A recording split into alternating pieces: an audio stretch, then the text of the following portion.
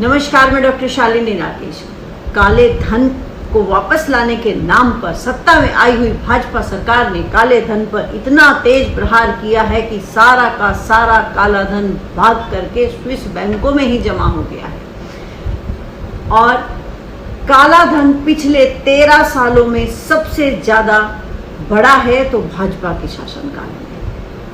आंकड़े कहते हैं कि ये 7,200 करोड़ से बढ़कर के 20,700 करोड़ तक जा पहुंचा है, यानी कि 200% से भी ज़्यादा की वृद्धि काले धन के अंदर देखी गई है। और ये भी बताया जा रहा है कि ये इंडिविजुअल्स का काला धन है।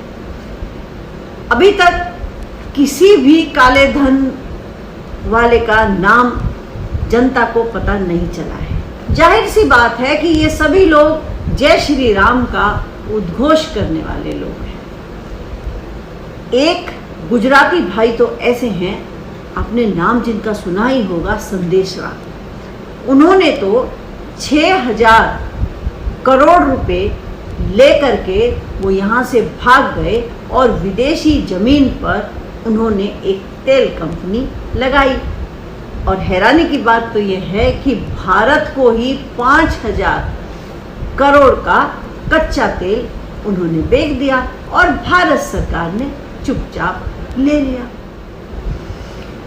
एक बाबा तो ऐसे हैं जिन्होंने जय श्री राम का नारा लगाया और उनका कहना था कि मैं तो भारत की जनता को 35 रुपए लीटर में पेट्रोल दिलवा दूंगा। लेकिन ये क्या, उन्होंने तो जय श्री राम का नारा लगाते हुए अपनी ही कंपनी का सरसों का तेल 200 रुपए तक पहुंचा दिया है। जी हाँ, वही बाबा रामदेव, उन्होंने तो एक आंख दबा करके जय श्री राम का नारा लगाया और अपने बाबा रामदेव से वो अब लाला रामदेव हो चले हैं। और सबसे ज्यादा चालाक तो ये राम मंदिर ट्रस्ट वाले निकले।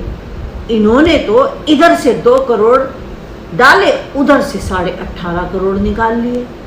और अगर जनता ने आवाज उठाई तो एक महाराज आए भगवाधारी, उन्होंने बोला कि अगर किसी को आपत्ति है तो जो आपने चंदे का पैसा दिया है आप उसकी पर्ची दिखा करके अपना पैसा वापस ले सकते हैं, यानी कि आपको अपना मुंह बंद रखना ही पड़ेगा। और एक बाबा, एक महाशय तो ऐसे हैं जो जय श्री राम का नारा लगाते हैं और जब देखो जनता को ठोक देने की धमकी देते रहते हैं। उनके प्रदेश में तो कोई सच बोल ही नहीं सकता है।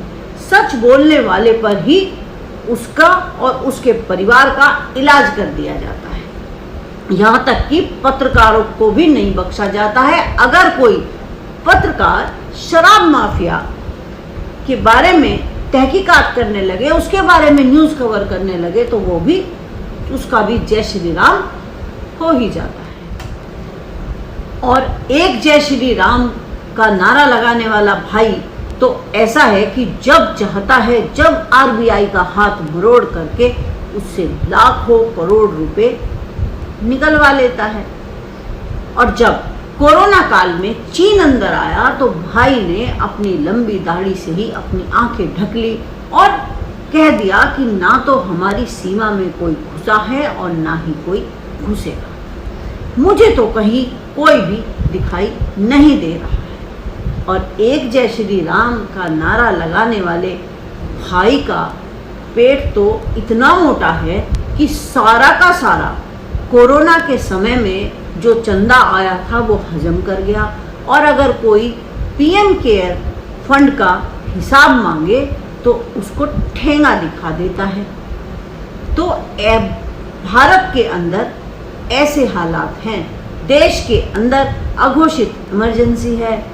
कोई सवाल पूछने की हिम्मत अगर करता है तो उसको और उसके परिवार को सजा दे दी जाती है, उनको ठोक दिया जाता है।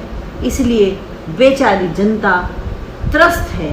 लेकिन राजा का महल बन रहा है और योगी के लिए सब चंगा है, कहीं कोई मुसीबत नहीं। अब तो वह वाली कहावत बिल्कुल सच साबित होती है कि अब तो राम ही जान बचाए, बेड़ा पार लगाए। अब तो राम ही जान बचाए, बेड़ा पार लगाए। धन्यवाद दोस्तों। इस खबर को अभी लाइक करें, शेयर करें, अभी चैनल को सब्सक्राइब करें और घंटी जरूर दबाएं।